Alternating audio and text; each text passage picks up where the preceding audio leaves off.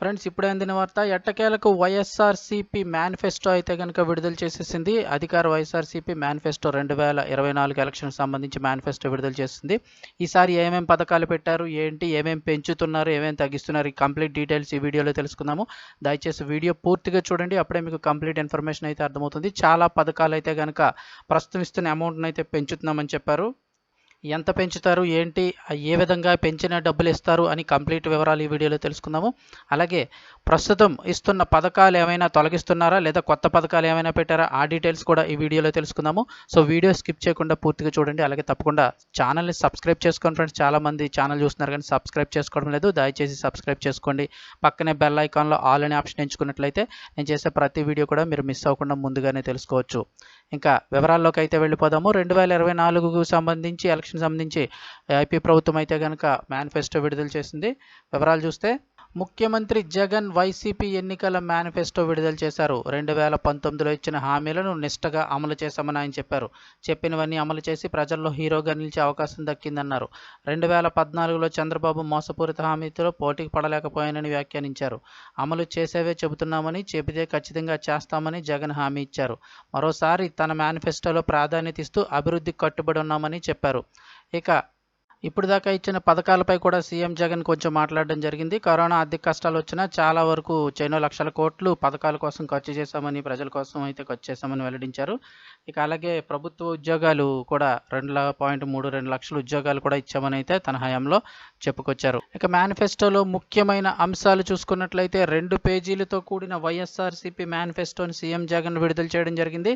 ఇప్పుడు అమలు చేస్తున్న పథకాల విస్తరణతో పాటు 9 ముఖ్యమైన హామీలతో కూడిన వైఎస్ఆర్సీపీ 2024 మేనిఫెస్టోని చదివి వినిపించారు ఆయన.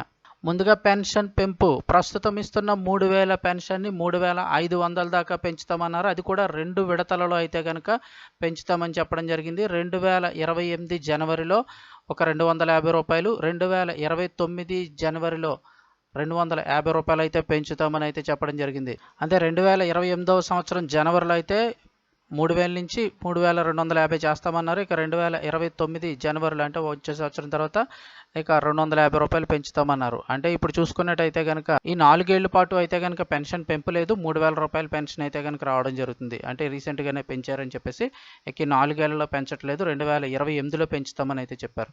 ఇక ప్రస్తుతం 66 లక్షల మందికి పెన్షన్లు ఇస్తున్న రాష్ట్రం దేశంలో ఏపీ తప్ప మరొకటి లేదన్నారు. ఇక అమ్మఒడి, విద్యా కానుక, అలాగే మహిళలకు వైఎస్ఆర్ చేయూత తదితర పథకాలన్నీ కూడా కొనసాగిస్తామని చెప్పారు. అయితే ఇక్కడ వైఎస్ఆర్ చేయూత పథకానికి సంబంధించి మరో ప్రకటన చేశారు.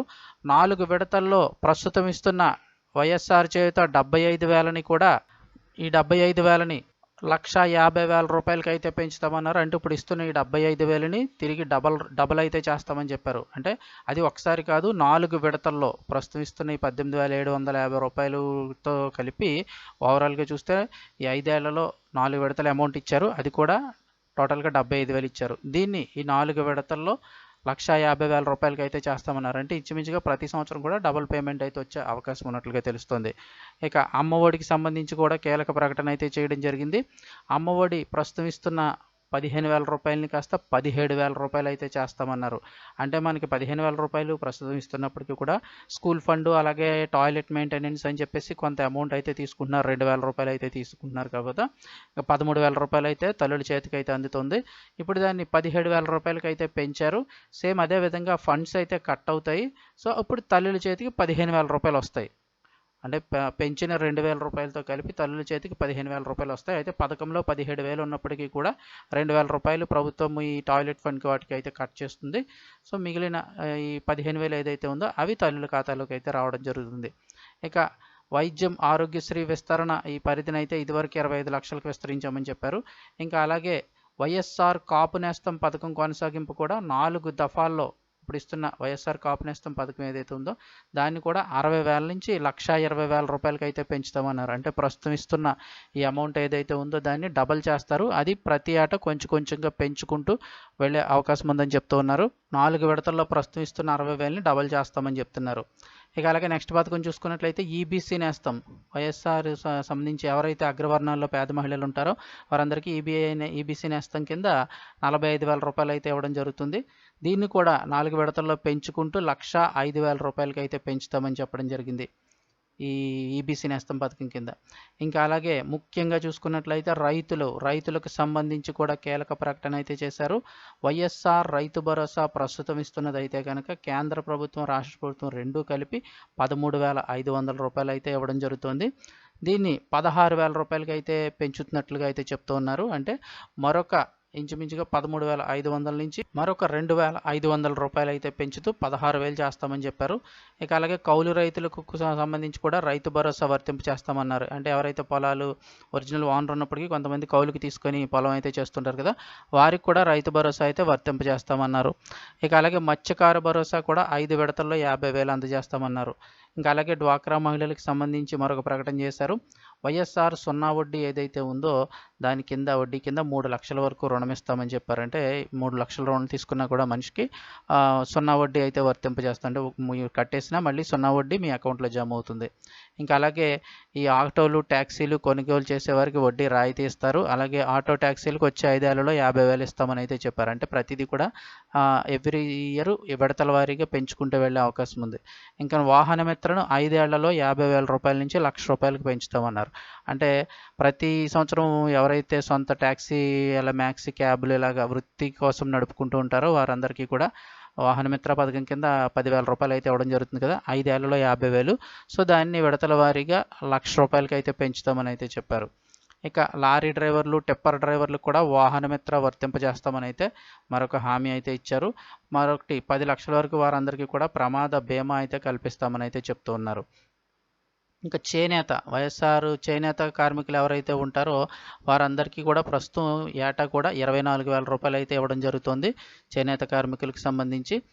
దాన్ని 5 ఏళ్లలో 1,20,000కి చేస్తామని చెప్తున్నారు. అంటే ఇప్పుడు మనం చూసుకున్నట్టయితే ప్రస్తుతం ఇస్తున్న ఈ 24,000 రూపాయలని రానున్న 5 ఏళ్ళలో విడతల వారీగా పెంచుకుంటూ వెళ్ళి 1,20,000 వరకు కూడా చేస్తామని అయితే చెప్తూ ఉన్నారు. ఇంకా అలాగే వైఎస్ఆర్ కళ్యాణమస్తు షాదీ తోఫా కూడా ప్రస్తుతం ఉన్నదే కొనసాగించేటట్టుగా చెప్పారు. ఇంకా లా నేస్తం కూడా ప్రస్తుతం ఎవరైతే ఈ ప్రాక్టీస్ చేస్తున్నారో 5,000 రూపాయలు ఇస్తున్నారు కదా, వారికి కూడా లా నేస్తం అదేవిధంగా కొనసాగుతుంది. ఇంకా అర్హులైన ఇళ్ల స్థలాలు రాని వారు ఎవరైనా అర్హులై ఉన్నట్లు అయితే వారికి కూడా ఇళ్ల పట్టాలు అయితే ఇస్తామని చెప్పారు. ఇంకా విద్యార్థులకు ట్యాబులు పంపిణీ కొనసాగిస్తామన్నారు. ఇంకా అలాగే 2025 నుంచి 1వ తరగతి నుంచి కూడా ఐబీ సిలబస్ అయితే పెడతామన్నారు. అలాగే ప్రతి నియోజకవర్గంలో స్కిల్ హబ్, జిల్లాకో స్కిల్ డెవలప్మెంట్ కాలేజీ, తిరుపతిలో స్కిల్ యూనివర్సిటీ పెడతామన్నారు. స్విగ్గీ, జొమాటో లాంటి డెలివరీ కంపెనీల్లో పనిచేస్తున్న గిగా సెక్టార్ ఉద్యోగులు ప్రమాదవశాత్తు మరణిస్తే వైఎస్ఆర్ బీమా వర్తింపజేస్తామని చెప్పారు. ఇక అలాగే ఎస్సీ ఎస్టీ కాలనీలకు ఉచిత కరెంటు కూడా ఇస్తామని చెప్పారు. ఎవరైతే ఉంటారో వెనుకబడిన తరగతి కింద ఎస్సీ ఎస్టీ వాళ్ళు ఎవరైతే ఉంటారో ఆ కాలనీలు ఏవైతే ఉంటాయో ఆ కాలనీలందరికీ కూడా ఉచిత కరెంటు కూడా కొనసాగిస్తామని చెప్పారు.